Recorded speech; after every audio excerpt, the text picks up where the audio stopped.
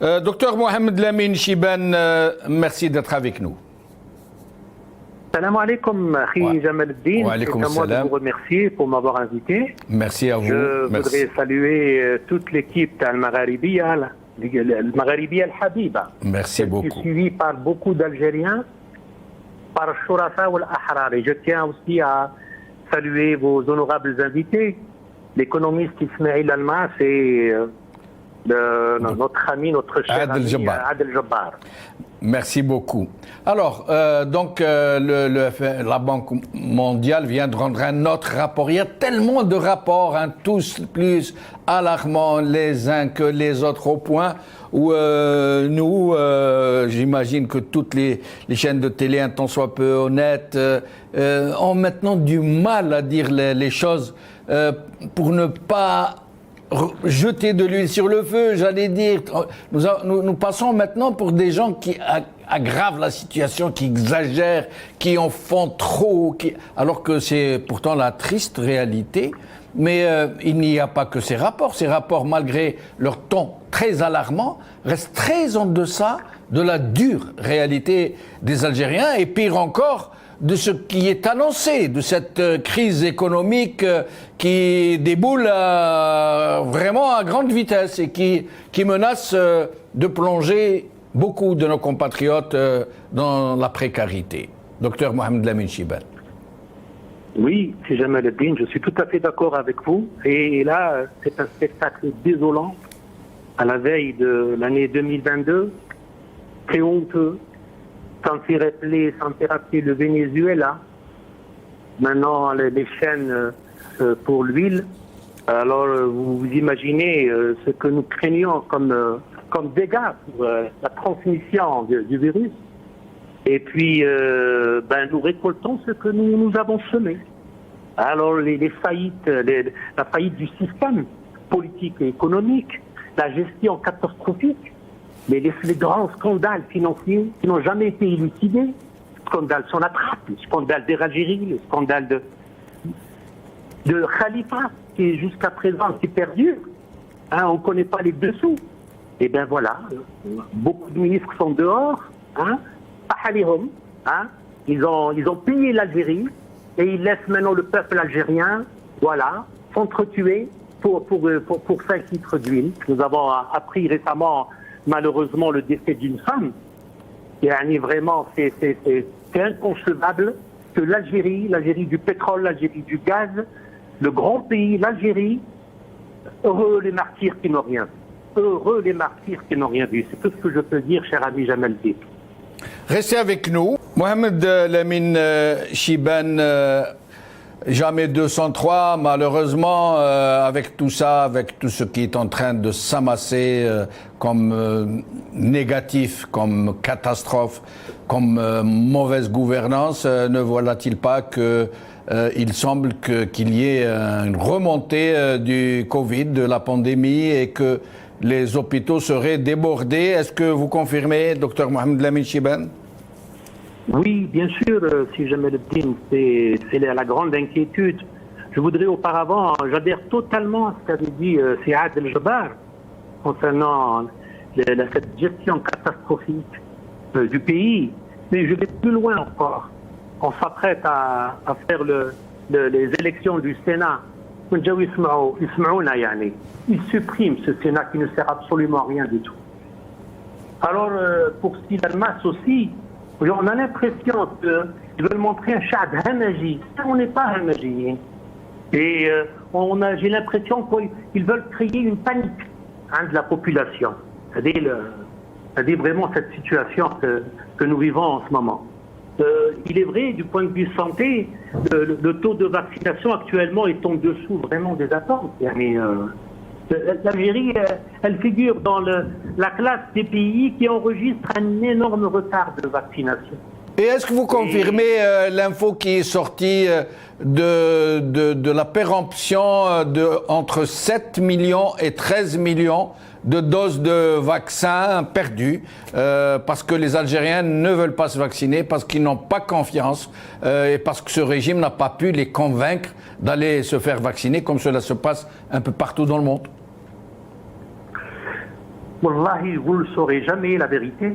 Ce qui est sûr, c'est qu'il n'y a pas de fumée sans feu et que réellement, il y a des doses importantes qui ont atteint pour être périmées, être jetées dans la mer. En tout cas, le ministre de la Santé a déclaré publiquement que 13 millions de doses sont sur le point d'être périmées. Et le journal Al-Nahar, je crois, ou le Khabar, je ne me rappelle plus, a donné l'information de 7 millions de doses déjà périmées et il n'y a pas eu de démenti. Donc, c'est clair. C'est vraiment clair. Et bien surtout quand vous voyez le taux de vaccination chez nous, selon le site électronique Our World in Data, et la dernière mise à jour de la carte vaccination dans le monde, ça fait un Hayomin. Alors là, l'Algérie, elle est à 12%, 12,7% totalement vaccinée. 12,7%. Vous voyez, on est vraiment loin de cette attente. Quand on se compare avec la Tunisie, alors on a à 48,9% de totalement vaccinés. Alors qu'au Maroc, ils sont à 62,2% de vaccination. Totalement vaccinés, je dis les 2 doses. Alors, nous sommes vraiment bien loin par rapport à nos pays frères et amis, la Tunisie et le Maroc. Alors, mais je voudrais auparavant, cher ami Jamal Din, m'incliner devant le nombre de médecins que nous avons perdus, parce que vous savez, parce que vous savez, cher ami Jamal Din, que nous avons perdu jusqu'à présent plus de 24 professeurs en médecine. Alors, 24 professeurs en médecine. Professeurs en médecine. Et, Rabbi Rahman, mais médecins tout confondus. Alors, nous encore des spécialistes, on a dépassé les 82 spécialistes décédés. 82 spécialistes en médecine décédés. 24 professeurs, plus de 80 spécialistes. 2, c'est ça. Et alors, 82. Le reste, les médecins généralistes, dentistes et pharmaciens, nous avons atteint les 330. C'est une hécatombe. Une hécatombe. Absolument. Et, cher ami Jamel, ceux qui sont morts dans les hôpitaux durant la troisième vague, à juillet-août 2021, par manque d'obus d'oxygène, Wallahi sayuhasaboun 'inda Rabbi subhanahu wa ta'ala. Wallahi sayuhasaboun. Alors, et le personnel paramédical, est-ce que vous avez les chiffres et auxiliaires? Je n'ai pas. Je n'ai pas le chiffre là. Ce que je vous ai cité, ça concerne médecins, dentistes et pharmaciens. Oui. Et il est vrai que beaucoup d'agents paramédicaux sont décédés justement. Parce que vous savez que en ce moment, le service de réanimation du CHU Brîme Sousse, il est saturé. La situation, elle est vraiment inquiétante. Et est-ce qu'ils ont pris leurs précautions pour qu'il n'y ait pas un autre problème d'oxygène au cas où le besoin se ferait ressentir? Voilà ce que je pourrais vous dire, il est vrai qu'il y a un léger mieux. Inch'Allah, le taux qui va encore grimper. Parce que au mois d'octobre, novembre, on a 74 positifs, 70 contaminations, et maintenant on a à 335. Lyon, c'est 335 contaminations. Donc vous voyez, vous multipliez par 5, voilà, facilement par 5. Et là... Ça c'est le nombre de contaminations par jour? Le nombre de... Lyon a été enregistré 335 contaminations, il y a eu 8 décès, et n'oubliez pas, ce qui est très important, c'est que nous avons 67 qui sont aux soins intensifs. Alors, soins intensifs, vous devinez à peu près. Soins intensifs, c'est quasiment l'intubation, quoi. Absolument, oui, absolument. Et donc là, ça c'est les statistiques des autorités sanitaires du pays, c'est à Lyon, c'est le mardi. Donc cette flambée, ami Jamal Din, elle commence à se faire vraiment ressentir. Si elle va en augmentant, les autorités seraient contraintes d'aller vers le confinement. D'ailleurs, les Marocains ont déjà. C'est surtout la hantise des personnes fragiles. Parce que vous savez que nous avons plus de 14% de diabétiques. Docteur Mohamed Lamine Chibane, si en l'état des choses, sans confinement, les Algériens trouvent de la difficulté à s'approvisionner, à vivre normalement, à pouvoir nourrir leurs enfants, dans un pays où il n'y a pas de soutien des familles, comme cela se fait ailleurs. Si jamais ça se confine encore, comment vont faire les gens pour se nourrir? Oui, tout à fait. C'est le dilemme, absolument. Et l'État, il est vraiment, il est demandé à l'État de prendre ses responsabilités. Il est demandé à l'État de prendre ses responsabilités et d'arrêter, comme l'a si bien dit Adel Jabbar au tout début, le gabégie, à droite et à gauche. Et là, est-ce que vous savez que les médecins jusqu'à présent n'ont pas touché leur prime? Les touafas ou les médecins, les familles des victimes, des médecins, maintenant ne touchent leur prime qui a été décidé par le président, subhanallah wa bihamdih. Donc vous voyez où on est la situation. Hein. Et bien surtout quand on voit aussi cette énorme foule qui a accueilli les footballeurs. Yann.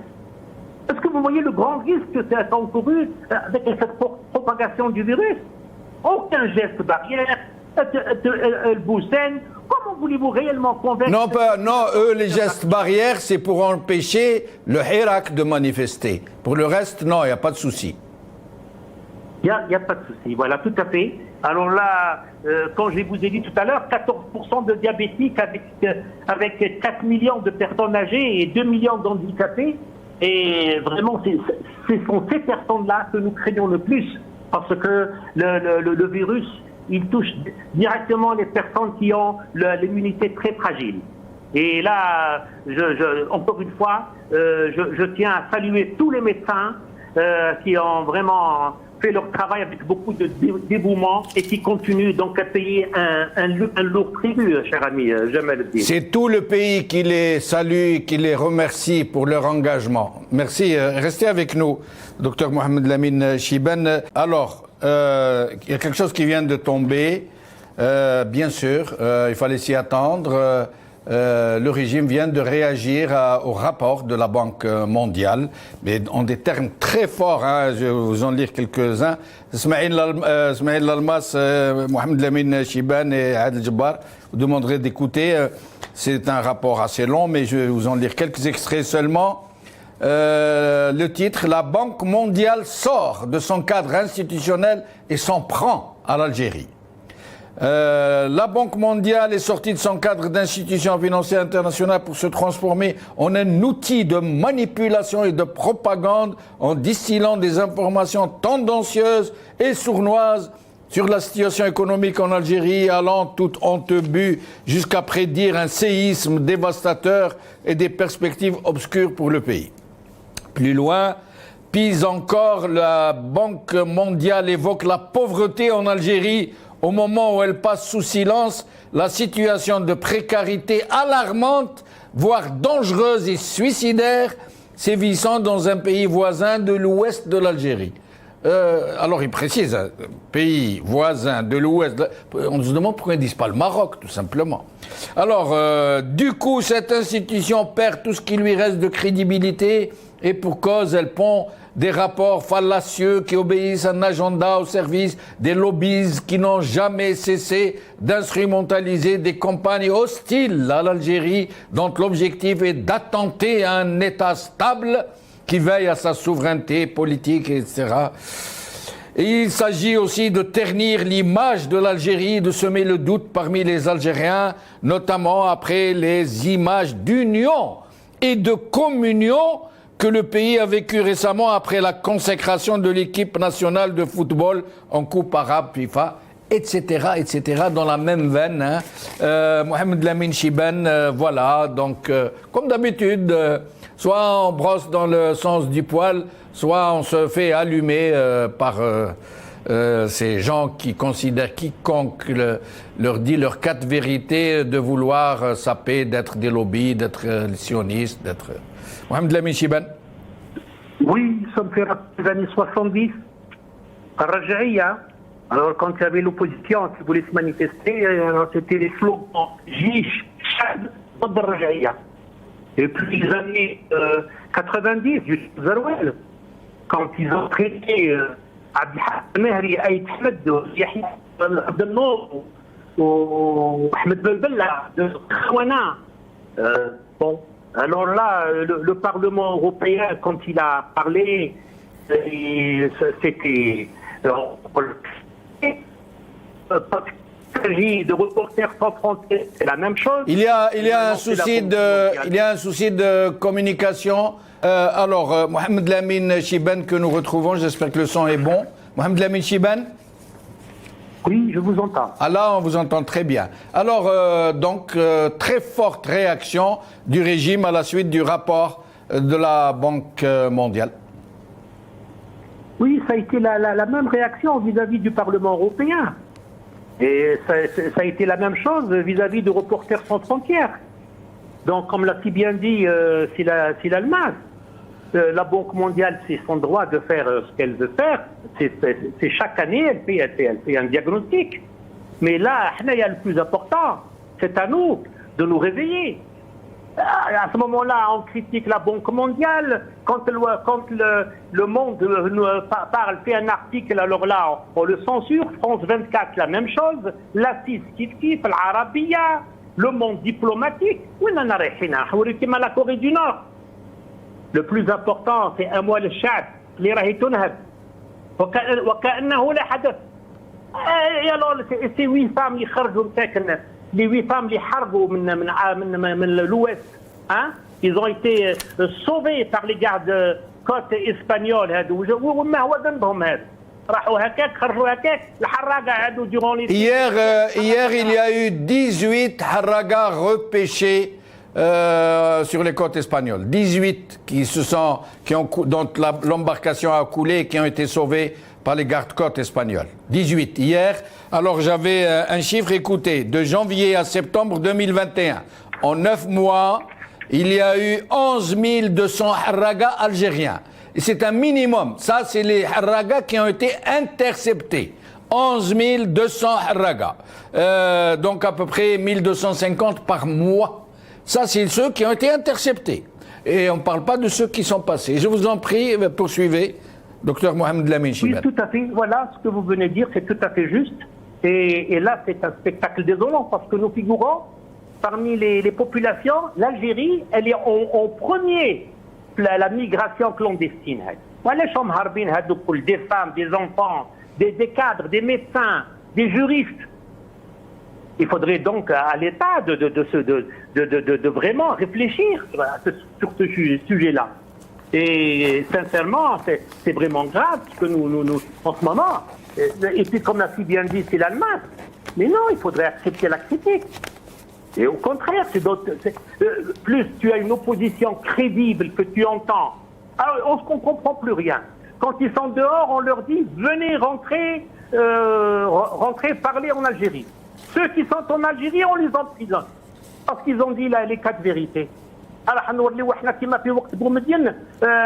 il a suffi que Ben Khadda ou Farhat Abbas, j'en profite à l'occasion. Il est décédé, la commémoration c'était le 23 décembre 1985, le premier président du GPA. Sa mort est passée sous silence. Absolument. Alors, il a suffi que Farhat Abbas, Allah yarhamou, Ben Youssef Ben Khadda, ou Cheikh Mohamed Khairdine, ou Hussein Lahwal, les 4 tendances de la révolution. Les oulémistes, le PPA, l'UDMA. Alors là, ils ont publié une communication au peuple algérien. Ils ont été mis sous résidence surveillée, je me rappelle.